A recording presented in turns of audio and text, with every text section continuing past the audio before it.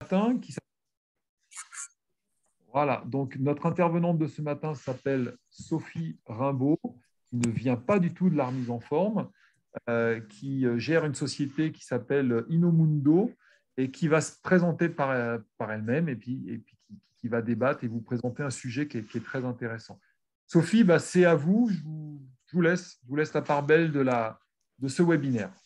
Je prends la main. OK. Alors, merci en tout cas à Stéphane et à Sarah pour leur invitation à participer à leur programme de webinaire. Moi, je suis ravie d'être là ce matin et de partager avec vous sur moi, un sujet qui me passionne, la créativité, les idées, l'innovation, hein, pour se développer et pour réussir. Merci à vous, hein, donc vraiment chacun des participants d'investir 45 minutes de votre précieux temps sur ce sujet. Donc oui, pour me présenter en quelques minutes, en quelques mots, moi, effectivement, je ne viens pas du tout du monde du fitness, mais plutôt du milieu de l'industrie et de la grande consommation. J'ai passé en fait une vingtaine d'années dans des fonctions de management, de l'innovation, management de projets innovants, dans des fonctions plutôt marketing, compréhension des besoins consommateurs, génération de concepts, et puis surtout gestion de projets. Voilà, comment on mène des projets de A à Z, de l'identification du besoin jusqu'au produit fini de manière efficace. Et je me suis rendu compte que finalement, il y avait trois grands mots-clés sur lesquels je travaille énormément aujourd'hui. La créativité, finalement, c'est ça qui est gage en partie du succès d'une innovation. La capacité créative, comment on a un état d'esprit créatif, comment on met cette créativité au service de son activité. Le deuxième point, c'est un état d'esprit orienté solution, véritablement orienté solution avec une vraie proactivité et une envie d'aller chercher des solutions nouvelles. Et le troisième mot-clé, c'est vraiment la coopération. Même quand on est gérant solo ou entrepreneur solo, il me paraît essentiel d'aller chercher de la coopération, soit alors auprès d'une équipe quand on a la chance d'en avoir une, soit auprès de partenaires, soit dans un groupe de pairs, pourquoi pas vers d'autres secteurs, mais en tout cas auprès de gérants qui partagent un petit peu les mêmes problématiques. Je vais partager mon écran pour que vous puissiez suivre la présentation. Voilà, pour ceux qui sont un petit peu plus visuels, du coup, vous avez un support PowerPoint avec quelques éléments pour suivre un petit peu tout ce que je vais vous raconter. Vous voyez ou pas là? Non, attendez, voilà. Très bien. pas la page. Ah, tu l'as mis là? Bah oui. Ah bah oui, ça. Bonjour Hubert. Bonjour. Tu vas bien? Tu peux juste couper ton micro, s'il te plaît, parce qu'on entend du bruit derrière. Donc Hubert, pour vous le présenter, c'est un gérant de club en Belgique. Un vieux de la vieille. Un vieux de la vieille, exactement. Ouais. Bienvenue. Merci. Super. Sophie, vous pouvez continuer. Hubert, coupe ton micro, s'il te plaît. Est-ce que vous avez bien la présentation pleine page? Oui. C'est bon? OK. Donc voilà, donc ça c'était moi en ce qui me concerne mon parcours. Donc je vous ai parlé management de projets innovants dans le milieu de l'industrie et de la grande consommation. Et puis j'ai eu envie en fait de mettre mon expertise au service de secteurs variés, que ce soit l'industrie, que ce soit le consulting, les collectivités territoriales, les solopreneurs, les indépendants, avec mon entreprise qui s'appelle Inomundo et qui a pour vocation de stimuler la créativité. Ça, c'est vraiment le premier volet.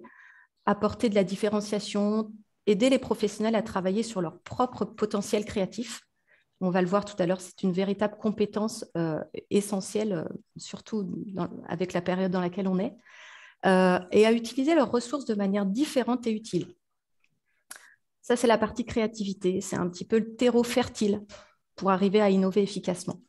Le deuxième volet sur lequel on agit avec Inomundo, c'est faciliter l'innovation, la rendre pragmatique, simple, accessible à tous, y compris à des petites structures et surtout à des petites structures qui ne sont pas forcément outillées ou staffées avec un service innovation dédié, avec un service marketing, comme peuvent l'être des plus grands groupes et des plus grandes sociétés.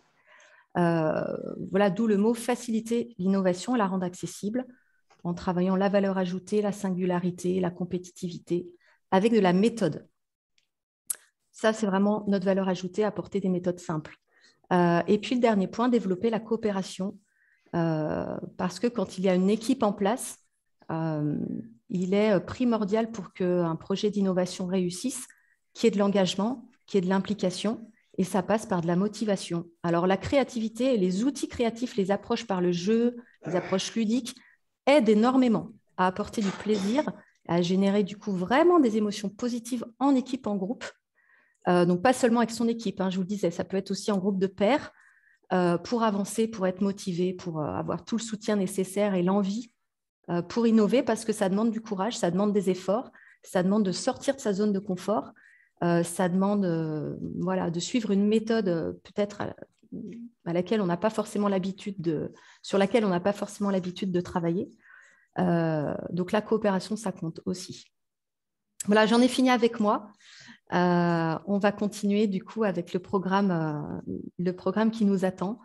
Donc, on va voir 3 choses ensemble. En fait, finalement, quel est le rôle et la place des idées neuves dans le développement des entreprises. Ensuite, finalement, on verra comment nos modes de pensée et nos automatismes influencent nos initiatives et jouent un rôle pas forcément évident et positif dans notre volonté d'innover. Et là, c'est vraiment un petit éclairage des sciences cognitives et comportementales. Ce n'est pas très complexe, mais on a un petit schéma simple. J'avais vraiment envie de vous expliquer aussi ce qui se passe dans le cerveau humain quand on a besoin d'innover et qu'on est sous stress et qu'on est dans l'urgence et pourquoi on a autant de mal à se poser les bonnes questions et surtout à répondre à ces questions. Et puis, 3e point, eh bien, on verra évidemment sur quoi il est important de mettre son énergie pour innover efficacement lorsqu'on est une petite entreprise, une petite structure ou un gérant solo. Alors, on va repartir du contexte actuel, mais vous allez voir, on ne va pas y rester très longtemps, mais c'est quand même important de s'ancrer dans l'actualité que vous connaissez bien. Cet acronyme VUCA, vous devez le connaître aussi. Ça veut simplement dire, donc, on est dans un environnement volatile, incertain, complexe, ambigu. Et pourquoi je vous parle de ça? C'est tout simplement parce que les règles du jeu ont changé. En fait, l'avenir n'est absolument pas prévisible. Ça a toujours été le cas. Je dirais que c'est encore plus le cas depuis 2 ans, évidemment. Et ce qu'on constate, c'est que les vieilles recettes, les solutions utilisées jusqu'à présent ne fonctionnent plus. Ou en tout cas, ne fonctionnent plus à coup sûr, comme elles ont pu fonctionner pendant des dizaines d'années auparavant. Donc, le constat, c'est qu'il faut inventer des solutions nouvelles. On n'a pas vraiment le choix, quels que soient les secteurs. Hein. Ça concerne le fitness, mais ça concerne absolument tous les secteurs.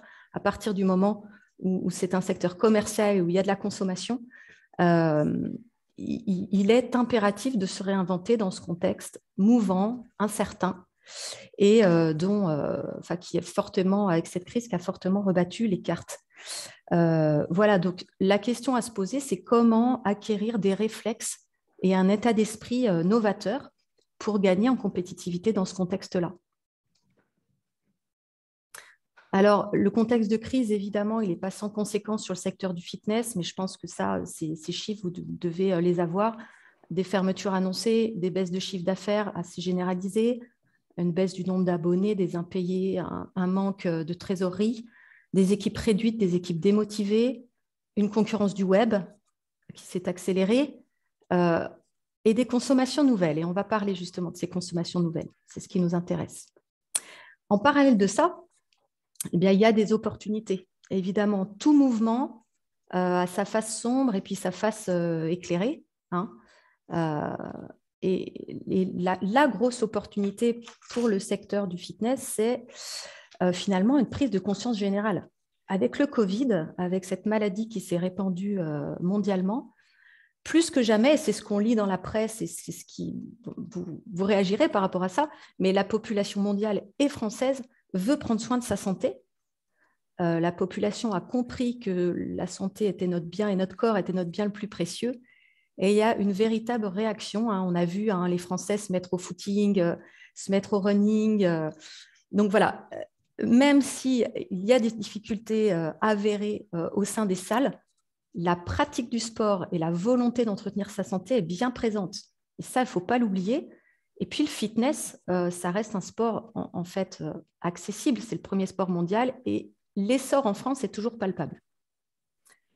Voilà, il y a un dernier point d'opportunité dont je parlais à Stéphane justement juste avant, l'initiative depuis du coup quelques années en place qui permet, qui demande même aux professionnels de santé de prescrire de l'activité physique à leurs patients.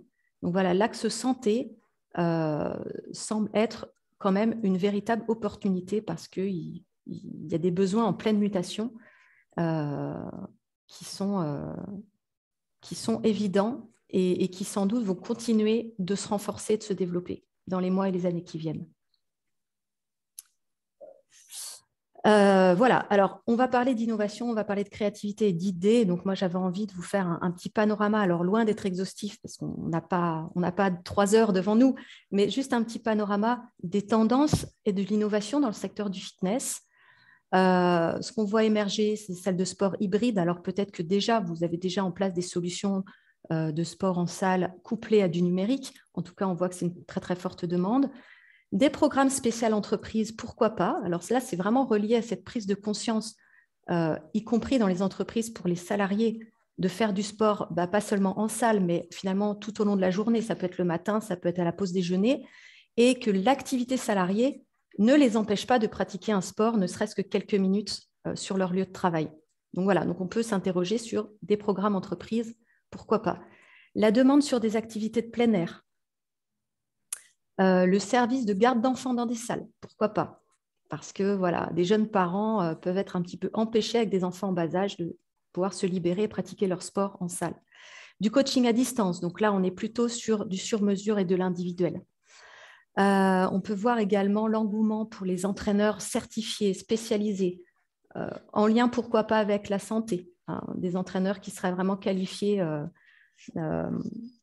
pour assurer derrière une prescription médicale un véritable suivi individualisé. Les seniors également, voilà, là c'est démographique, de plus en plus de seniors en France. Les programmes seniors ont sans doute aussi leur intérêt. Le fitness fonctionnel, alors moi j'ai découvert ça, le fitness fonctionnel, hein, voilà, le fitness sans avoir besoin d'outils, de machines spécifiques, mais voilà, avec une bouteille d'eau, avec ce qu'on a autour de soi dans la maison, etc. Vous connaissez sans doute ça mieux que moi. Pourquoi pas des services complémentaires, par exemple de la nutrition, hein, agir sur le corps, mais pas simplement par de l'exercice corporel. Qu'est-ce qu'il pourrait y avoir autour pour continuer d'agir, d'apporter des bienfaits au corps, sans être forcément que sur des machines ou sur du conseil, exercice. Donc la nutrition en est un exemple, mais ce n'est pas le seul. Et puis enfin, les réseaux sociaux, bon là c'est multisecteur, hein, l'importance d'être visible et que les offres soient visibles et soient relayées sur les réseaux sociaux, TikTok, Instagram, LinkedIn, Facebook, Twitter et il y en a d'autres. Voilà, donc je vous le disais, c'est loin d'être exhaustif, mais c'est quand même pas mal de se dire qu'est-ce qui est en train d'émerger, puisqu'il y a de nouveaux modes de consommation, à quels besoins ça répond. Donc, est-ce que c'est suffisant de suivre ou d'appliquer une tendance pour se développer? Sans doute que non. Sinon, tout le monde le ferait et puis ce serait le succès assuré. Les véritables questions, finalement, c'est comment faire pour passer d'un nouveau besoin identifié, donc d'abord identifier le besoin, à une véritable offre innovante et concrète pour votre salle. Et puis, deuxième point, comment faire pour apporter une valeur ajoutée nouvelle, singulière, qui peut être vraiment très typée et puis en phase avec vos valeurs aussi, en phase avec qui vous êtes, hein, tout simplement, et pertinente tout simplement, qui répond parfaitement à un véritable besoin. Et bien, c'est là finalement que votre expertise va jouer un rôle crucial. Hein, le titre de ce webinaire, c'est idée plus expertise. Évidemment, votre connaissance du marché, votre connaissance de votre salle, la connaissance de votre zone de chalandise, de vos stratégies de développement, de votre positionnement, et puis de vos problématiques, hein, de ce qui se passe chez vous. Voilà, quelles peuvent être les problématiques du moment central? C'est ça qui va faire que vous allez trouver les clés pour aller trouver des solutions efficaces derrière. Donc là, ce que je veux vous dire, c'est que la clé, elle est en vous. Vous êtes des professionnels, vous connaissez très bien votre secteur et votre marché et votre business. Et je veux simplement que vous minimisiez pas l'impact et la puissance que vous pouvez avoir, l'efficacité que vous pouvez avoir dans une recherche de solutions nouvelles, innovantes, ça va un petit peu à l'encontre à la démarche de consulting, c'est-à-dire attendre que d'autres nous donnent des conseils et que d'autres nous disent quoi faire. C'est vrai qu'en France, on a, je schématise un petit peu, mais on a pu être dans ce schéma-là professionnellement pendant de nombreuses années. Aujourd'hui, on constate que pour qu'un projet d'innovation réussisse, il faut vraiment que ce soit l'initiative de celui qui va porter le projet et qui va le développer et qui va le mettre en place. Voilà, c'est pour ça que je vous parle de votre expertise et surtout, négligez pas la valeur que votre expérience sur votre territoire a. Voilà, donc dans ce contexte-là, on a vu que finalement, il y avait un réel besoin de renouveler son offre et de se réinventer pour durer, pour pérenniser son activité. Voilà, donc entrer dans une démarche créative et innovante, finalement, il y a 3 bénéfices pour vous. La première, c'est parvenir à se démarquer. Donc là, on sort totalement de la logique de je vais faire moins cher, je vais m'aligner sur le concurrent, je vais faire encore une offre bradée, je vais faire une petite promotion. Finalement, ça dégrade vos marges et sur le moyen long terme, on se rend compte que ça ne fonctionne pas. C'est la spirale infernale de la dégradation des prix, de la dégradation de la valeur de ce que vous proposez. Et voilà, moi, ce que je vous propose, c'est au contraire d'aller chercher de la valeur ajoutée qui sera valorisable, qui sera singulière et qui sera du coup difficilement copiable et qui vous donnera un véritable avantage concurrentiel. C'est vraiment ça qui me semble important d'aller chercher, quel que soit le secteur. Le deuxième avantage, c'est la réponse à des besoins clients, des besoins qui sont là, alors qui sont plus ou moins clairement exprimés, mais qui sont émergents. Ça, c'est clair. On le voit bien, vraiment des mutations de besoins, de fonctionnement individuel, de fonctionnement collectif, dans la vie privée, dans la sphère professionnelle. On voit bien que le monde bouge et que les Français vivent d'une manière totalement différente d'il y a 2 ans, 3 ans, 4 ans. Et puis ça va sans doute perdurer. Donc, une réponse aux besoins clients, ça veut dire une vraie valeur ajoutée valorisable et perçue. Et donc, in fine, la valorisation de votre offre et des marges qui arrêteront finalement d'être dégradées. Voilà, le but, c'est que tout le monde s'y retrouve. Et en premier, celui qui a eu le courage et l'initiative de proposer quelque chose de nouveau. Alors, de quoi on parle quand on parle alors des idées, de la créativité, de l'innovation? Juste un petit point pour cadrer, un petit peu clarifier toute cette terminologie. La créativité, alors il y a plein de définitions à la créativité. Moi, il y en a une que j'aime particulièrement. C'est la créativité, c'est le pouvoir. Déjà, c'est un pouvoir, c'est une capacité, un pouvoir de découvrir, en 2 mots, découvrir une quantité infinie de possibles qui nous sont offertes, en fait, qui sont déjà là, autour de nous, mais qui nous sont habituellement inaccessibles du fait de nos filtres intellectuels, nos filtres sociaux, culturels, émotionnels. Ça veut juste dire qu'en fait, autour de nous, il y a déjà plein de possibilités qui existent, mais nos filtres d'adultes, en fait, parce que les enfants sont infiniment plus créatifs que les adultes. Donc, nous avons tous été extrêmement créatifs dans notre petite enfance, puis naturellement, avec nos vies, les normes sociales, les normes professionnelles, voilà, on réduit petit à petit notre champ de vision automatiquement. Et du coup, on arrive à voir un champ très, très limité des possibles qui s'offrent à nous. Et finalement, développer sa créativité et ses capacités créatives, c'est faire le travail, un entraînement qui va nous permettre d'élargir notre champ de vision, d'élargir nos perceptions et de capter des opportunités là qui sont sous nos yeux et qu'on n'arrive pas forcément à voir comme ça spontanément. La créativité humaine, c'est le trésor caché de votre entreprise. Donc, quand je dis humaine, il s'agit de vous déjà, votre propre créativité. Et puis, si vous avez des équipes, c'est la créativité de vos équipes, de chacun des individus de votre équipe. Donc, c'est riche tout ça. Pourquoi c'est un trésor? Déjà parce que c'est une ressource qui est immédiatement disponible et qui est gratuite, parce qu'elle est innée, parce qu'elle est naturelle. C'est un véritable antidote aux crises actuelles. Valeur ajoutée, différenciation, innovation, et puis des bénéfices humains. Je n'ai pas tellement détaillé ça, mais il est vraiment prouvé que les humains ont besoin d'exprimer leur créativité et d'avoir des activités créatives dans leur vie et dans leur vie professionnelle.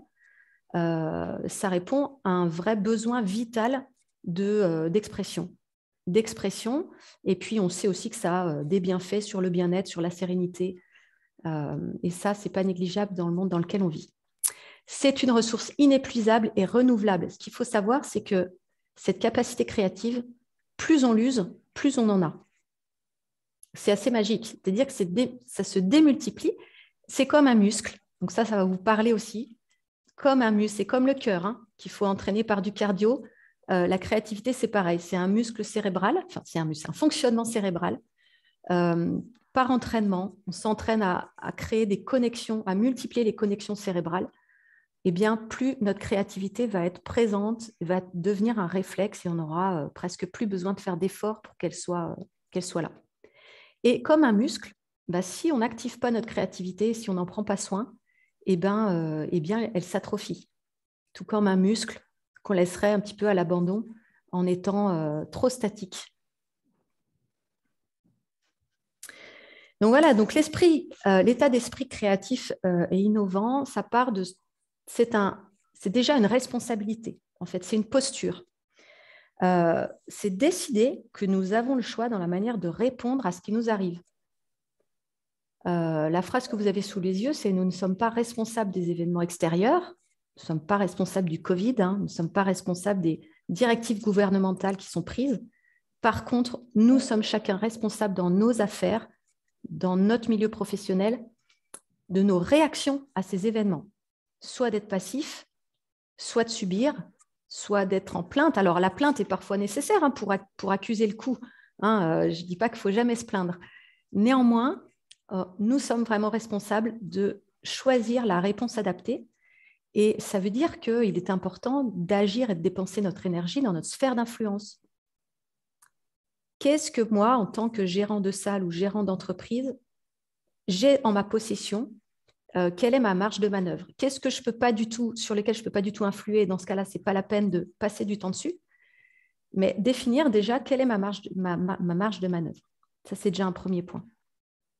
Donc finalement, le succès, il va dépendre de notre capacité à répondre à ce qui se passe autour de nous de manière appropriée et de manière différente. Alors, de manière différente, là, il s'agit d'avoir des idées. Et j'ai mis beaucoup d'idées parce qu'on va voir que c'est ça la clé. Avoir 3 idées et choisir entre 3 idées, ce n'est pas forcément le meilleur moyen d'aller vers quelque chose qui impacte. Mais le fait de générer beaucoup d'idées, vous allez voir que dans le processus d'innovation, c'est crucial. Et de manière appropriée, en fait, pertinent par rapport à ce qui se passe, par rapport à mes clients, par rapport à mon besoin, bien ça, c'est votre expertise. C'est pour ça que j'allie vraiment les deux. Les idées, d'un côté, des idées nouvelles, s'entraîner à ça, vraiment se stimuler pour ça, pour avoir plus d'idées, alliées à votre expertise, parce qu'au bout d'un moment, ces idées, vous allez les passer au filtre de votre expérience et de votre expertise, avec des critères. Ma solution innovante sera géniale si elle me permet d'atteindre ça et ça, si elle respecte mes valeurs, si elle me permet de garder mes clients fidèles, par exemple. Voilà, c'est vous qui allez définir les critères de réussite de l'innovation, de l'idée, de la solution que vous allez mettre en œuvre, développer. Une fois que vous aurez généré plein d'idées, voilà, au bout d'un moment, il faut choisir. Un point intéressant aussi, sachez que la créativité, vous avez peut-être déjà l'info d'ailleurs, a été élue compétence clé du XXIe siècle pour le travail d'aujourd'hui et de demain. Elle fait partie de ces fameux 4 C, créativité, analyse critique, coopération, communication. Et tout ça va pas mal ensemble finalement. L'analyse critique, c'est aussi savoir penser par soi-même, se faire confiance, prendre aussi ses propres responsabilités et ses propres décisions. Mais la créativité vient du coup en top 4 des compétences clés qui sont finalement plus des compétences techniques. Bien sûr, les compétences techniques viennent en soutien, ou les compétences humaines viennent en soutien des compétences techniques, comme vous voulez. En tout cas, c'est tout à fait complémentaire et ce sont des compétences comportementales qui sont à valoriser aujourd'hui. Parce que finalement, beaucoup de compétences techniques sont aujourd'hui prises en charge par des machines, par le numérique. Ce qui n'était pas le cas il y a encore 20 ans, 30 ans, 40 ans. Aujourd'hui, ce qui fait la différence, c'est l'humain. Et c'est véritablement là que l'énergie doit être mise, parce que c'est ça qui fera la différence. Et pourquoi finalement la créativité est une compétence fondamentale? Eh bien, parce que c'est une capacité essentielle pour innover. Vous allez voir que ça fait vraiment partie du processus d'innovation. Alors moi, j'aime bien cette phrase qui est un petit peu radicale, sans jeu de mots. L'innovation consiste à transformer des idées en factures.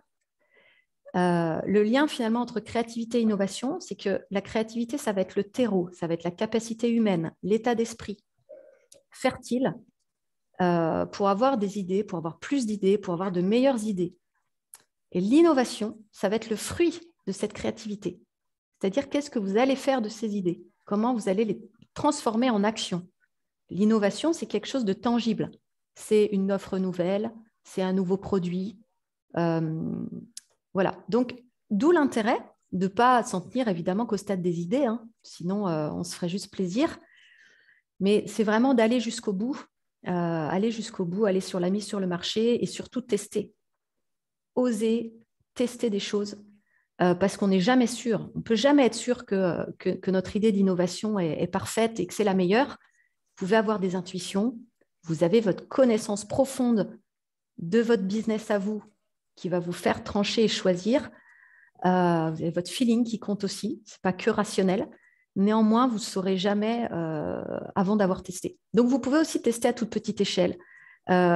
N'hésitez pas, et au contraire, c'est recommandé d'aller chercher du feedback, d'aller questionner peut-être une partie de votre clientèle ou peut-être même une frange de clientèle que vous n'avez pas et qui peut être intéressante à aller capter. Eh bien, allez au-devant de ces gens, posez-leur des questions, transformez-vous vraiment en explorateur. Et c'est très simple, hein. Parce que moi, je l'ai fait avec des étudiants il y a un mois, des étudiants qui ils ont 21 ans, ils ont généré des concepts géniaux en très peu d'heures, hein, en très peu de temps, et ils sont allés les confronter. Ils ont réalisé une mini-maquette avec du carton, du papier, des ciseaux, du scotch, des feutres, même pour des offres numériques, hein, même pour des applications, ils ont réussi à maqueter ça avec du carton, avec de la récup, et ils sont allés au-devant de cibles potentielles. Et parfois, 3, 4, 5, 10 avis suffisent pour comprendre tout de suite ce qu'il faut optimiser facilement, simplement. Donc, il ne faut vraiment pas hésiter à parfois prototyper quelque chose rapidement, faire un essai et puis optimiser. Et c'est ça l'innovation continue. Ce n'est pas avoir l'idée géniale qui marchera une fois. Enfin voilà, c'est plutôt l'idée maligne, les idées malignes. Je vais vous parler aussi d'innovation frugale. Ce qu'on appelle innovation frugale, c'est vraiment innover malin, innover avec ce qu'on a. Donc, mon approche, moi, elle n'est pas du tout de dire on va aller sur de l'innovation de rupture qui va complètement renverser le marché du fitness. Non, on va juste se mettre en mode créatif, aller chercher avec son expertise et avec tout son génie créatif, parce que chacun, on a un génie créatif qui est là, hein, depuis notre naissance, et juste prendre du temps, juste un peu de méthode et d'énergie pour être à l'écoute de ce qui se passe, être à l'affût des opportunités et générer des idées et tester. Voilà. Et c'est simplement utiliser ces ressources, réfléchir à ces ressources aussi. Bien sûr, dans le processus, à un moment donné, avant le plan d'action, on se pose la question, bon, bah, OK, mon idée, elle est super. Je commence à voir comment elle peut se concrétiser. Maintenant, quels sont les freins? Ça peut être des freins émotionnels, des freins psychologiques, des freins financiers. On va regarder les freins et en face, on trouve des parades. Et une fois qu'on a identifié les parades, qui peuvent être finalement des ressources internes, mais aussi aller chercher à l'extérieur, hein. Tiens, c'est vrai que je n'avais pas pensé à cet ami-là, qui s'y connaît super bien dans ce domaine, il pourrait peut-être m'aider. Voilà, le fait de se poser la question des freins, des parades et des ressources fait qu'on va en trouver plein et qu'on va sortir parfois de la paralysie parce qu'on est dans l'urgence, parce qu'il y a la peur qui prend le dessus. D'où l'intérêt de prendre un vrai temps pour travailler son innovation et sa valeur ajoutée. J'ai beaucoup parlé en continu. Est-ce qu'il y a des réactions, des questions déjà à ce stade? N'hésitez pas. Vous m'entendez tous? N'hésitez pas à ouvrir votre micro et à poser des questions. C'est encore une fois très intéressant, hein, l'ouverture d'esprit que nous apporte Sophie. On en parle tout le temps, hein, et c'est la raison pour laquelle je le répète encore une fois. Je veux absolument que les interventions viennent un petit peu de l'extérieur de la remise en forme, pour stimuler notre matière grise à innover. Hubert qui a une grande expérience, est-ce que tu as des questions? Michael, n'hésitez pas à ouvrir le micro et à échanger avec Sophie. Elle coupe pendant 1 minute, comme ça, je pense que puis vous allez continuer, vous n'êtes pas à la fin de toute façon. Non, je ne suis pas à la fin. Non. Pas de réaction, personne? Bon, allez-y, Sophie, on continue. Ok, on continue. Voilà, n'hésitez pas, comme le dit Stéphane, soit des questions, soit même ça vous fait penser à quelque chose que vous avez envie de partager, ou ça vous amène une réflexion, une interrogation, ou ça vous fait penser à un exemple. Voilà, n'hésitez pas. Mais je continue. Alors justement, je vous parlais d'innovation frugale, en fait, d'innovation maligne. Quoi faire avec ses propres moyens, rapidement, efficacement, sans aller vers des investissements démentiels, parce qu'on sait que voilà, la situation est difficile aussi pour de nombreuses salles.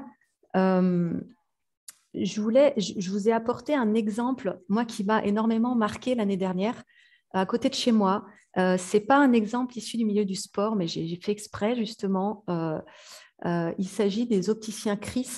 Vous en avez peut-être entendu parler, à moins que ce soit resté à l'échelle de la Bourgogne. Mais Chris Dijon, donc moi, je sais que je suis basée en Bourgogne, je ne vous l'ai peut-être pas dit. Donc, vous voyez, la France, et même au-delà, est bien représentée. Alors, les opticiens Chris, au moment du premier confinement, enfin un petit peu après, en fait, il y a eu une réglementation qui est passée qui interdisait l'ouverture de boutiques dans les centres commerciaux, dans les surfaces de plus de 20 000 mètres carrés, il me semble. Les opticiens Chris, à côté de chez moi, leur boutique était à l'intérieur du centre commercial. Donc, conforme à la réglementation, ils ont dû fermer boutique. Or, d'autres opticiens situés finalement soit en centre-ville, en plein air en fait, soit dans la zone commerciale, mais en plein air, continuaient d'exercer leur activité. Et c'est une toute petite équipe. Chris, ils sont vraiment pas nombreux, c'est une petite boutique. Et ce qu'ils ont fait, ils se sont demandé comment faire. Alors après, bien sûr, après avoir avalé la pilule, mince, on fait une boutique, on ne peut plus travailler, c'est fini, on va attendre de pouvoir ouvrir. Ils se sont demandé, non, comment on va faire pour pouvoir continuer d'exercer notre activité, tout en respectant la réglementation, évidemment. Donc, ce qu'ils ont fait, je ne sais pas si vous voyez à l'écran, ils ont loué un bus anglais, et ils ont transféré leur boutique, une partie de leur boutique, dans ce bus. Et ils ont fait ça en l'espace de 15 jours. En l'espace de 15 jours, ils étaient sur le parking d'en face. Donc, ils sont sortis, ils ont lâché leur boutique dans le centre commercial qui était de toute façon fermé. Et ils ont demandé alors à l'enseigne Top Office, en l'occurrence, qui disposait d'un énorme parking, si Top Office, justement, acceptait de leur prêter une partie du parking pour venir stationner leur bus anglais et continuer leur consultation, leur conseil en faire essayer des lunettes. Vous allez voir, vous voyez là sur la droite justement un showroom de 15 mètres carrés avec leur petit coffret monture. Donc ils se relayaient du coup, parce qu'effectivement il n'y avait pas de place pour une équipe non plus de 10 personnes dans le bus, mais ils se relayaient, il y avait des prises de rendez-vous. Voilà, sur le bus, ils avaient noté Chris, prendre rendez-vous à tel numéro. Et puis, les rendez-vous se sont enchaînés. Ça a été un véritable succès, même au-delà de leurs expériences. Donc, voilà. Vous avez le deuxième étage du bus où là, c'était du conseil personnalisé. Et puis, en dessous, vous aviez la possibilité d'essayer des lunettes avec tout le conseil et l'expertise Chris derrière. Vous allez peut-être dire, alors là, c'est des opticiens, ça n'a rien à voir avec le sport. Effectivement, mais c'est juste pour montrer que finalement, tout ce qu'ils ont eu à faire, c'est juste se poser les bonnes questions, oser le faire et se dire, OK, ouais, mais on n'a pas de bus. Comment faire pour trouver un bus ou un véhicule, quelque chose qui soit visible? Alors en plus, ça leur a donné un gain de visibilité énorme. Là, sur le parking en plein air, on ne voyait que. La presse locale a énormément parlé de leur initiative. Ils ont même gagné le trophée de l'innovation Côte d'Or.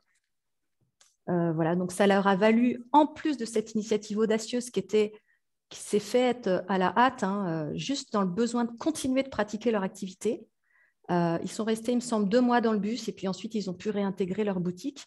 Et pour avoir discuté avec le gérant, parce que vraiment, ça m'a intriguée. J'avais envie de comprendre un petit peu leur démarche, comment ils en étaient venus à cette idée-là.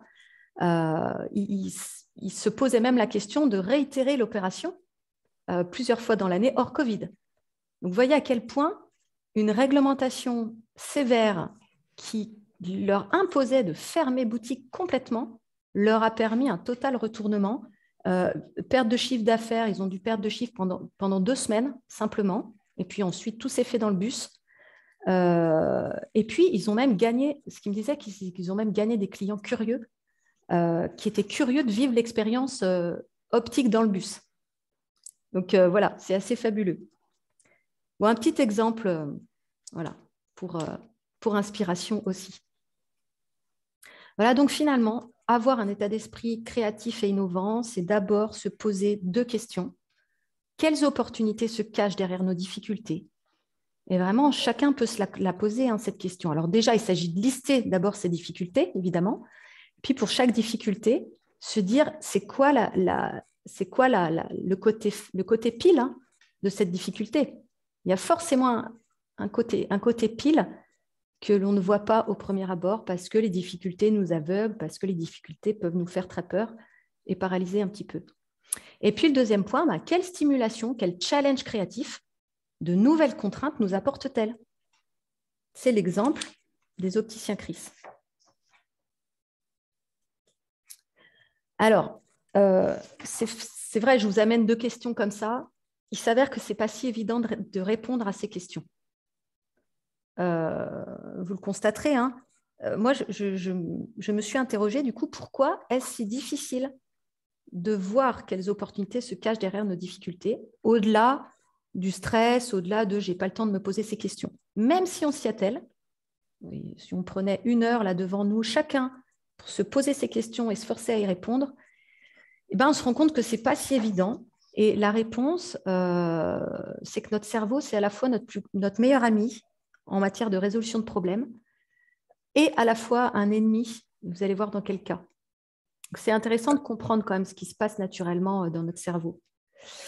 Finalement, face à une situation pour laquelle on a besoin de trouver une solution nouvelle, c'est notre mode de pensée automatique qui se met en route. Ça, c'est mécanique, c'est naturel, c'est le fonctionnement humain qui est comme ça. C'est issu finalement aussi de nos réflexes de survie archaïques. Voilà, moi, je vais un petit peu synthétiser et résumer. Mais finalement, ce mode de pensée automatique, il va chercher dans le domaine du connu et du déjà vécu parce que c'est rassurant. Voilà, en fait, il s'agit de l'hémisphère gauche de notre cerveau qui est quand même la sphère des souvenirs, la sphère du passé, la sphère de la logique et la sphère du contrôle. Et vraiment, quand on est en difficulté et qu'on a besoin de trouver une solution, mais même je rate mon bus et j'ai rendez-vous, j'ai vraiment besoin d'être dans un quart d'heure au centre-ville, je vous donne un exemple lambda, même un tout petit problème comme ça, eh bien finalement, notre cerveau, il va enclencher le mode automatique sans même qu'on s'en aperçoive, c'est totalement inconscient. C'est là justement que ça peut poser problème, c'est que c'est inconscient. Et on va chercher 2-3 idées, prendre un taxi, appeler un ami, marcher, courir, et on va chercher en même temps à trouver la meilleure des solutions. Donc en fait, on force le cerveau à chercher des idées et à la fois sélectionner l'idée la plus efficace et la plus pertinente. Et en fait, ça ne marche pas. Évidemment, ça ne marche pas, puisque je vous l'ai dit, on a besoin d'aller chercher des solutions nouvelles, on a besoin de se réinventer. On ne peut pas reprendre des vieilles recettes qui ont peut-être déjà fonctionné jadis, mais qui ne fonctionneront plus parce que notre environnement et nos problèmes ne sont plus les mêmes. Ils ont changé de nature. Donc, dans ce mode automatique, la conséquence, finalement, c'est une approche binaire. Et vous serez peut-être vigilant justement à ce mode automatique dans les jours qui viennent. Soyez vigilant à ça parce que c'est complètement inconscient, je vous le disais. C'est des dilemmes. C'est finalement, ok, je prends le bus, comme l'exemple du bus, je prends le taxi, ou est-ce que je cours et j'ai plus de chances d'arriver à l'heure? Finalement, c'est choix 1, choix 2, et puis vite, j'essaye de choisir. Et ça amène, et c'est valable aussi pour nos soucis business et professionnels, qui peuvent être de plus grande ampleur, évidemment. Ça amène à des dilemmes. Choisir entre A ou B, ça amène parfois à choisir entre la peste ou le choléra, et du coup, des choix par défaut. Et du coup, on n'est pas très à l'aise avec les choix qu'on va faire, et on a l'impression toujours de subir. même si on a fait un choix, même si on a acté une décision. Et ça, même pour la confiance, pour le bien-être, pour la satisfaction au travail, c'est pas terrible. Donc, ça amène rapidement à des impasses, cette approche-là. Et des échecs répétés. Dans ce schéma automatique et inconscient, on est aussi sur toujours faire plus de la même chose. On fait plus de la même chose sous couvert d'une petite différence, mais en fait, c'est toujours pareil. Toujours la même recette qu'on répète, et donc des échecs répétés. Amener de la créativité, c'est passer en mode adaptatif. Ça a un nom, ça s'appelle le mode adaptatif ou le mode créatif. Là, on relie l'hémisphère gauche à l'hémisphère droit. On multiplie les connexions entre les deux. Donc, l'hémisphère droit, c'est plus le champ de l'imaginaire, de la vision du futur, de l'imagination, et que l'on va relier à l'hémisphère gauche, parce que l'hémisphère gauche, il reste tout à fait utile, néanmoins. Et là, ça va donner de l'amplitude. Ça donne des options, ça donne du choix. On sort de l'approche binaire, choix 1, choix 2, et on arrive à une multitude d'options. C'est pour ça que je vous parlais tout à l'heure de beaucoup d'idées. Allez chercher beaucoup d'idées et pas simplement 3-4 idées qui ont l'air... Et puis, c'est difficile en plus de chercher 3-4 idées, dont une qui est géniale. En fait, je dirais même que c'est presque impossible parce que ça mérite un échauffement, comme pour le sport. Quand on veut faire une vraie performance, je ne vais pas vous apprendre que ça mérite de l'entraînement et de l'échauffement. Et ce n'est pas sur les premiers étirements que la performance elle a lieu. En créativité, c'est pareil. Pour arriver sur une seule question, à avoir 150 idées, et c'est tout à fait possible, en l'espace de 2 heures, c'est possible d'avoir 150, voire 200 idées sur la même question. Simplement, il y a besoin de s'échauffer, il y a besoin aussi de stimulus, de se stimuler. Je vais vous expliquer comment. Donc voilà, aller chercher de l'amplitude, ça donne du souffle, on sort de l'impasse, on sort de l'approche binaire, et plus on a de choix. Alors moi, j'aime beaucoup cette image du chercheur d'or, le monsieur qui est dans la rivière et qui cherche des pépites. Alors les pépites, vous l'avez compris, ça va être la solution, les solutions innovantes qui vont vraiment fonctionner, qui vont être singulières, qui vont vous différencier. Eh bien, c'est mathématique. Pour avoir des pépites, il va devoir charrier je ne sais combien de cailloux, de sable et de terre. Et plus il va aller chercher de matière, plus il va mettre dans son tamis de la matière, plus il aura de chance d'avoir des pépites au bout. C'est totalement ça, le principe de créativité fertile. La créativité qui fonctionne et qui apporte un terreau fertile pour innover.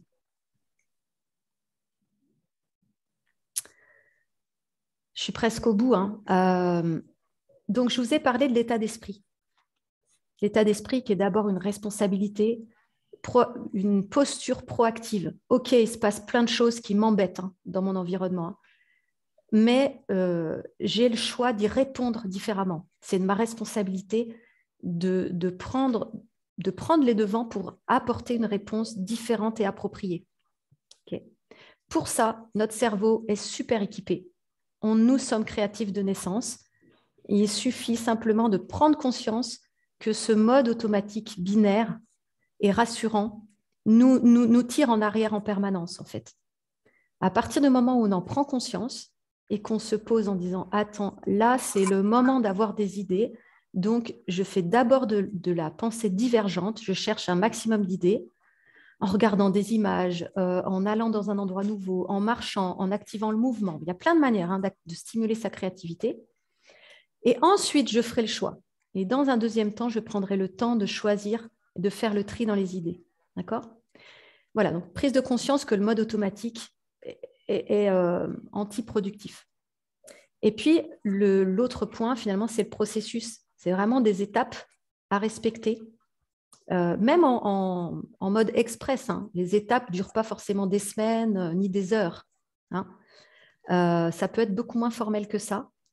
La première étape, c'est le diagnostic et l'exploration. Évidemment, là, je vous parle tout de suite d'avoir des idées, mais le premier point, c'est votre expertise et votre connaissance de ce qui se passe. Donc, de ce qui se passe, évidemment, dans l'environnement, les lois, les réglementations, les tendances consommateurs, et puis la réalité de ce qui se passe chez vous, dans votre business. Ça, vous êtes les experts. Voilà, c'est pas pour moi le rôle d'un consultant de venir vous dire, de venir analyser pour vous ce qui se passe chez vous. c'est beaucoup plus motivant et sans doute beaucoup plus efficace de vous aider à le faire, peut-être avec des questions, avec voilà, des stimulations. Néanmoins, c'est vous qui avez les réponses pour ça. Alors, c'est la première étape. Et moi, je vous propose, si vous acceptez, 5 petites minutes, si on... Allez, 3 minutes, c'est que ça passe vite. Si vous avez une feuille et un stylo près de vous, vous avez envie de jouer le jeu en mode express, c'est de partir de ce point de départ et je vous propose d'écrire sur votre feuille tous les sujets professionnels qui vous préoccupent en ce moment. Quels sont vos besoins de changement? Alors, rassurez-vous, je ne vous demanderai pas de partager en fait après ce que vous avez écrit sur votre feuille. Donc, vous le faites. Prenez vraiment, mettez-vous dans une bulle 1 minute si vous avez envie de le faire. Et c'est vraiment pour vous. Donc, lâchez-vous, écrivez en vrac, hein, comme ça vous vient, vraiment au kilomètre, les mots-clés, les questions, les sujets par rapport à votre activité professionnelle qui vous ennuie, qui vous embête et pour lesquels vous aimeriez trouver des solutions. Vous êtes d'accord? Enfin, peut-être avec le pouce en l'air ou pouce en bas, ou vous êtes libre de le faire ou non. Hein. Ça vous va? Voilà. On peut prendre le temps de respirer un peu, boire un peu d'eau. Allez, c'est parti.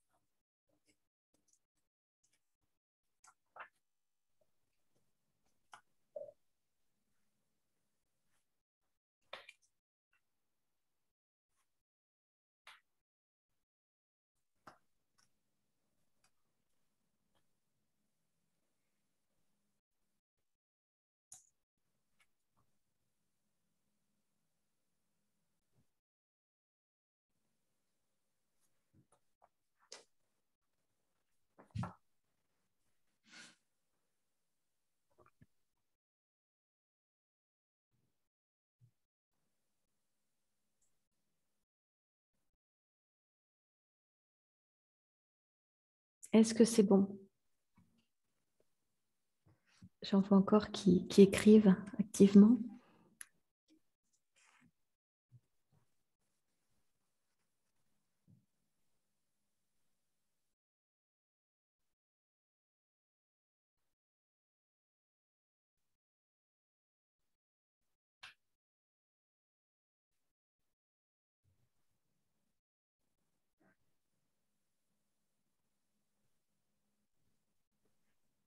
Vous allez encore avoir un petit peu de temps pour la deuxième étape où je vais vous proposer de relire là ce que vous avez noté et de sélectionner un sujet, le sujet qui vous paraît le plus prioritaire, le plus important pour vous.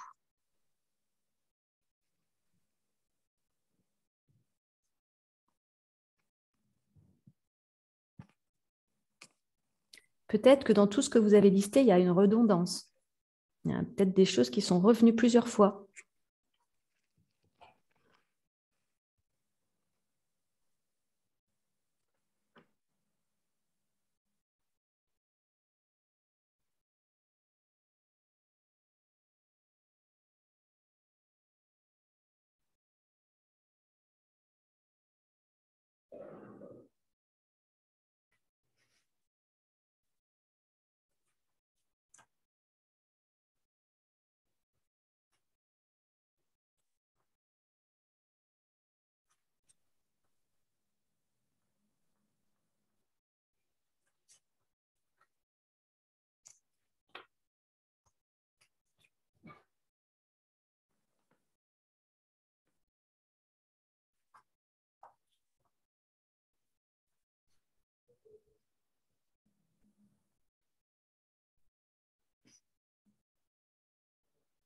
Ça va? Est-ce que chacun a choisi un sujet? Et encore une fois, ça reste vraiment pour vous, hein. Je ne vous demanderai pas du tout de partager vos sujets, juste pour que ce soit un petit peu plus concret. Voilà, petite étape pratique que vous puissiez réfléchir un petit peu sur vos sujets à vous.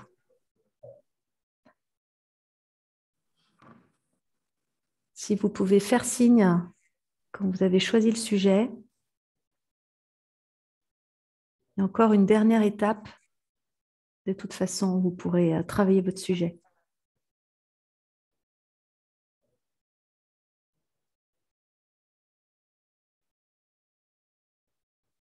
C'est bon? Je n'ai pas de vue sur tous les visages, alors je ne me rends pas bien compte.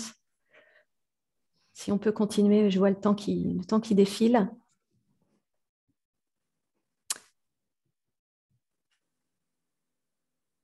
Alors, par rapport au sujet qui vous paraît le plus prioritaire et important en termes de besoin de changement, besoin de trouver une solution, la troisième étape est de le traduire en défi créatif. J'insiste sur cette étape-là parce qu'elle est absolument fondamentale avant de passer à la recherche d'idées. Je vous parlais d'étapes interdépendantes les unes des autres. Et le défi, vous pouvez le formuler en démarrant par comment faire pour. Vous allez voir que c'est une formulation positive, souvent assez motivante. Transformer un problème ou un besoin de changement en comment faire pour. Par exemple, je vous ai mis l'exemple des opticiens Chris. Je ne l'ai pas lu, leur défi créatif, mais ça pouvait être comment faire pour continuer d'exercer notre activité malgré la nouvelle réglementation X ou Y. C'est ça qu'a été le démarrage de leur recherche de solutions derrière. Donc voilà, je vous laisse 1 minute pour essayer de formuler ce défi.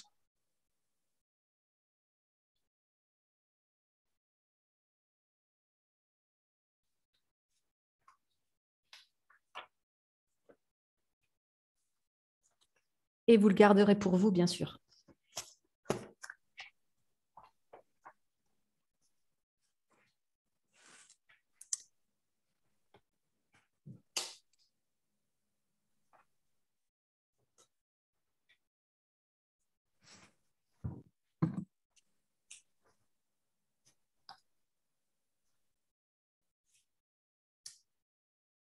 Tout le monde est studieux.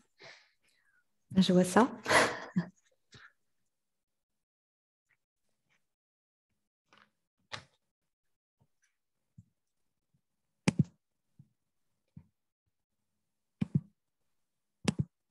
Voilà. Vous pouvez faire signe peut-être quand vous avez formulé quelque chose.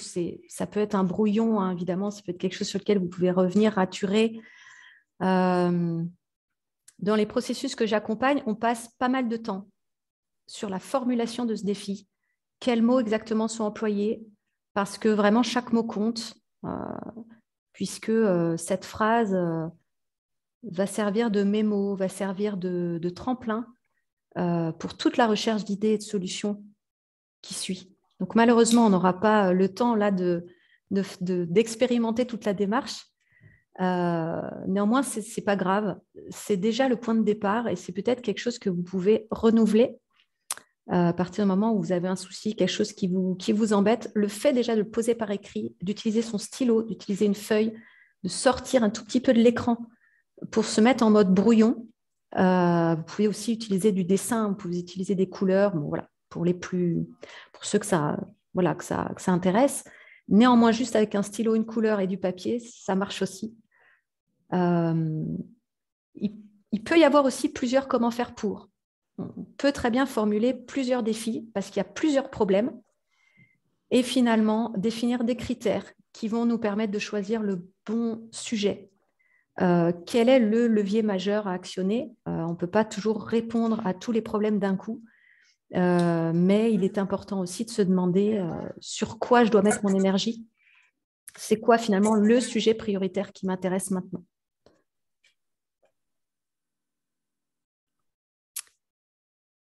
Je continue parce que je vois qu'il est déjà midi. Donc, si vous avez encore 2 minutes, je vais Voilà, juste derrière ça, pour continuer juste sur les étapes du processus d'innovation, parce que c'est quand même important de les avoir en tête. Alors, c'est vraiment un schéma très simplifié.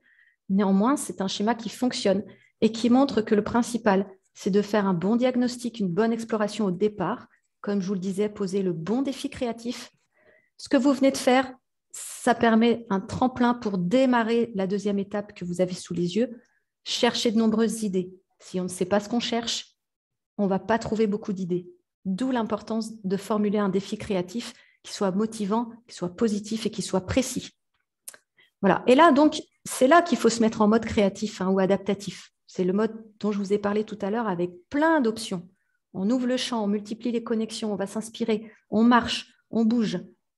Et on note, et on a notre carnet en permanence avec nous. Et ça, on peut le faire sur 3 jours, sous la douche, à des moments où justement on n'y réfléchit plus, paf, il y a d'autres idées qui arrivent. D'accord ? Et on les note. On note tout à ce stade-là. Même si ça paraît un peu fou, même si ça paraît un peu déconnecté du sujet, tout ce qui vient, tout ce qui arrive à sa place. Et donc, chaque idée est bonne à prendre. Voilà. Et puis, ensuite, bien sûr, c'est faire des choix. Et là, c'est faire des choix par rapport à votre expertise du sujet, par rapport aux critères que vous aurez définis de réussite ou non d'une innovation, par rapport à vos priorités. Et puis, aller jusqu'à un plan d'action. C'est ce que je vous ai dit, finalement, des idées, juste des idées, ça a finalement assez peu de valeur. Ça n'a de valeur qu'à partir du moment où c'est véritablement testé, traduit dans une offre, traduit dans un produit, etc. Voilà, je vais passer, et simplement pour terminer sur les clés d'une démarche innovante, c'est un petit peu un résumé. La première clé, c'est déjà se donner la permission de créer, s'autoriser à exploiter ses ressources créatives et sortir des conformités, sortir parfois des normes sociales, sortir du déjà-vu. C'est aussi avoir le courage et oser explorer du coup des champs encore inconnus. Et puis quand on a une équipe, la donner à son équipe cette autorisation, c'est-à-dire dire explicitement « j'aimerais qu'on s'engage dans une démarche d'innovation et j'aimerais qu'on le fasse tous ensemble. Et donc vos idées sont les bienvenues et on va chercher des idées sur tel sujet et on va le faire de telle manière. » Il y aura peut-être 1 heure par semaine dédiée au rassemblement des idées. Enfin voilà. Après, il faut aussi c'est le deuxième point, le troisième point du cadre. J'y reviendrai après. On l'a vu juste à l'instant, prendre le temps d'explorer la situation, de regarder son sujet sous des angles variés. Là, on l'a fait en 1 minute, vous êtes posé sur votre sujet, mais vraiment, vous pourriez y passer plus de temps pour être sûr d'avoir bien fait le tour et identifier votre défi créatif à relever sous la forme de comment faire pour. Troisième point, extrêmement important, le cadre. Alors, en particulier quand on a une équipe ou des équipes, un cadre sécurisant et structurant propice à la créativité. La créativité en groupe ne peut s'exprimer qu'à partir du moment où chacun se sent en confiance. C'est pour ça aussi tout à l'heure que je vous ai dit, vous n'allez pas partager votre production, donc allez-y, c'est quelque chose qui se fait dans votre coin et c'est annoncer à l'avance ce qui va se passer, comment ça va se passer, combien de temps on se donne pour générer des idées, dire clairement que toutes les idées sont les bienvenues et qu'on n'est pas là pour juger ou critiquer les idées qui sont émises, etc., etc. Donc, ce sont des règles du jeu. Règles du jeu de la créativité, des règles du jeu du travail collectif, éventuellement. Mais ça peut aussi être un cadre, sortir de son cadre habituel aussi. C'est-à-dire se dire, moi, je vais sortir de mon bureau et de mon écran pour aller, par exemple, dans un endroit de verdure, parce que c'est ça qui m'inspire et c'est le principe de chercher des solutions dans un endroit différent de là où les problèmes sont nés. Voilà. C'est un petit peu un principe, ça aussi. Ça peut être très porteur, du coup, de ne pas rester dans son environnement habituel, imprégné des problèmes. Quatrième clé, c'est la stimulation. Oui, en fait, il y a un premier niveau de créativité et de génération d'idées spontanément, sans échauffement. Ensuite, quand on s'échauffe un petit peu à faire connecter hémisphère gauche, hémisphère droit, déjà, on a plus d'idées. Le collectif permet aussi cette stimulation, c'est extrêmement riche. Mais stimulé aussi par les 5 sens, les images, jouer, sortir, marcher, bouger. Alors là, pour le coup, vous avez de quoi bouger dans votre secteur, dans votre activité. Et puis, chercher des endroits inspirants. La couleur, on sait que les couleurs, les matières, donnent aussi, ce sont de vrais ressorts pour créer plus activement et pour développer ses idées. Et 5e point, rapidement, eh bien, s'appuyer sur une méthodologie d'innovation éprouvée avec des étapes, si possible de l'appui du collectif. Néanmoins, même en solo, en respectant des étapes et en travaillant sur son état d'esprit créatif comme un muscle, travaillant vraiment au quotidien par l'ouverture d'esprit, la curiosité, écouter une radio qu'on n'a pas l'habitude d'écouter, prendre un chemin qu'on n'a pas l'habitude de prendre pour rentrer chez soi, parce que ça nous fait voir d'autres choses, parce que ça nous donne un autre paysage. Discuter avec des gens aussi qu'on n'aurait pas rencontrés naturellement dans nos fonctions.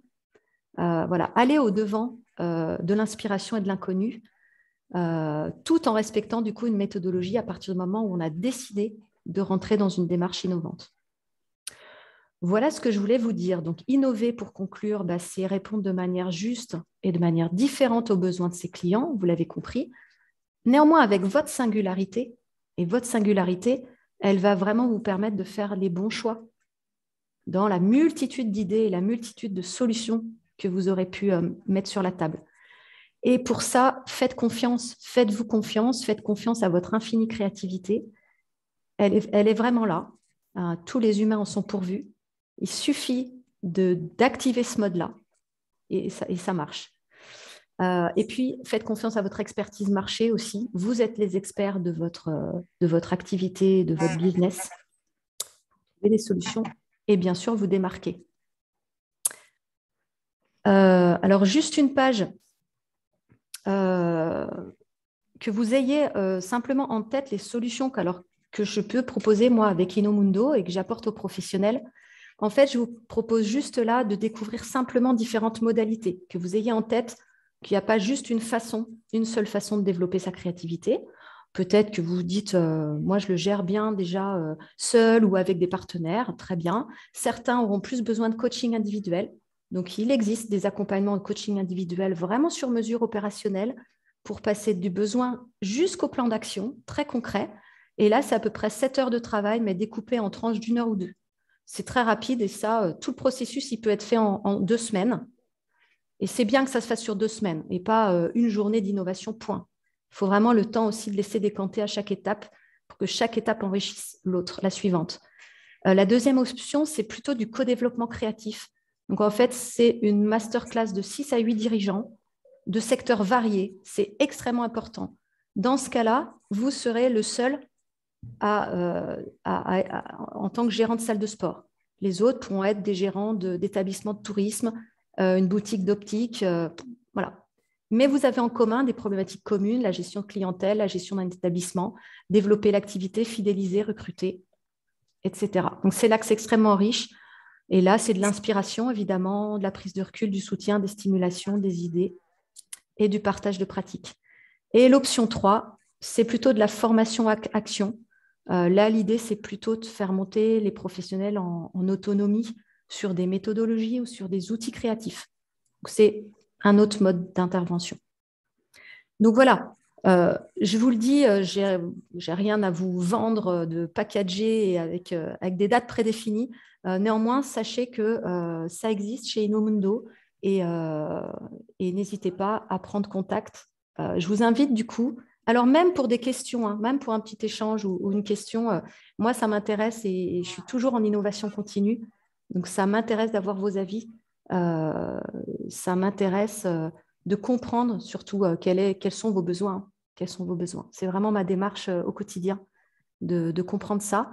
Donc, vous pouvez m'écrire sur LinkedIn si vous avez envie de garder contact, soit pour recevoir nos solutions d'aide à l'innovation avec voilà, de manière un peu plus détaillée, et ou pour un rendez-vous personnalisé. Donc, si ça vous intéresse, moi, je vous offre un diagnostic créatif de 45 minutes individuel. C'est un échange téléphonique pour reprendre un petit peu l'exercice que vous avez fait individuellement là, sur le défi, sur les problèmes rencontrés, les besoins de changement.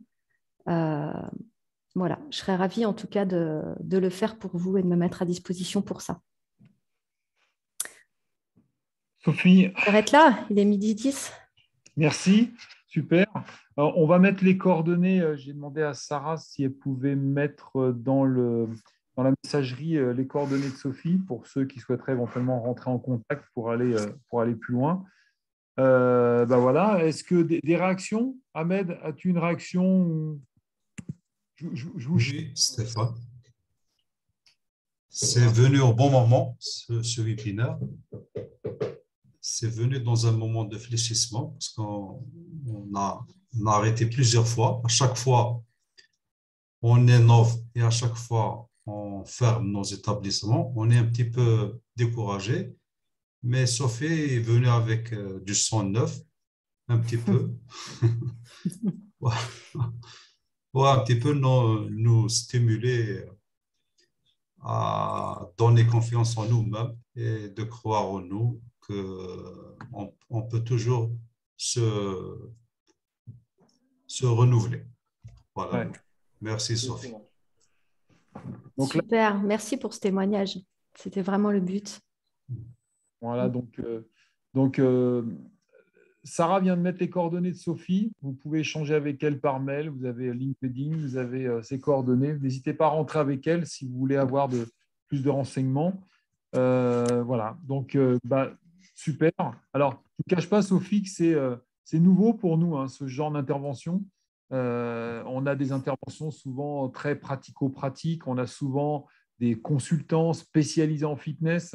Mais dès qu'on fait intervenir des gens qui viennent de l'extérieur, c'est un petit peu nouveau, ça ouvre nos esprits, hein, c'est ce que l'introduction à vos. Donc, pour nous, on est sur un terrain vierge, ça nous apporte de la lumière, il faut rester concentré, ça paraît très, très théorique, mais encore une fois, il suffit de capter même qu'une seule idée pour déclencher plein de choses. Ce qu'il faut, c'est faire fonctionner son cerveau, ouvrir son esprit, comme le disait Sophie, et avoir plein d'idées pour sortir peut-être l'idée clé qui va fonctionner. De toute façon, on le sait bien, hein, les gens, les grands entrepreneurs qui ont réussi dans la vie, les entrepreneurs qui ont 10 000 idées à la fois, et qui sont souvent qui sont tombés sur l'échec. Et à un moment donné, ça fonctionne, ça réussit, mais il faut mettre en stimulation son cerveau. Donc, merci pour cette intervention, Sophie. Ravi de vous avoir découvert et puis surtout, on essaye de vous faire rentrer dans ce réseau très fermé de l'industrie du fitness, qui est un petit réseau. Hein. Il y a pas, voilà, on n'est pas dans la distribution ou chez McDo, c'est un petit réseau. C'est nouveau pour nous, ça fait du bien. Comme le disait Ahmed, ça permet d'avoir du sang neuf, des réflexions nouvelles qui sortent un peu des sentiers battus. Et voilà, c'est encore une fois très intéressant. Il faut tout ce qui est bon à prendre, il faut vraiment le prendre. Et puis, ça nourrit notre imaginaire et notre cerveau. Encore. Ouais. Eh bien, ça m'a nourri aussi, moi, de me plonger dans cet univers que je connais très peu, je vous l'ai dit au départ. Et c'était un petit défi, un petit challenge aussi, parce que c'est assez nouveau pour moi, cet exercice. Voilà, auprès d'une population que je connais moins. En tout cas, ça a été un plaisir de vous découvrir. Et j'espère avoir de vos nouvelles, ne serait-ce pour me faire part même de suggestions, de remarques. Je continue d'avancer. Super. Merci Sophie encore 1000 fois pour cette intervention. Sarah, un petit mot? Très, très enrichissant. J'ai pris des notes parce que moi, je suis toujours dans la réflexion aussi, que ce soit perso ou pro, hein, mais c'est toujours intéressant. Voilà, donc pour ceux qui ne connaissent pas Sarah, c'est la responsable communication. Elle s'occupe de la planification des formations aussi pour les coachs. Elle est dans l'ombre, mais elle fait partie de l'équipe de direction Centrale Europe Radical Fitness. Donc, merci pour ton assistance. Merci à Sophie. Merci pour votre présence. Et comme l'a justement noté Sarah, la semaine prochaine, le webinaire sera en replay sur Internet et sur les réseaux. Merci Sophie, 1000 fois. Très bon week-end à vous. Et puis, gardez la positivité dans votre esprit. Très bon week-end à vous. Merci beaucoup. Bon week-end. À la prochaine.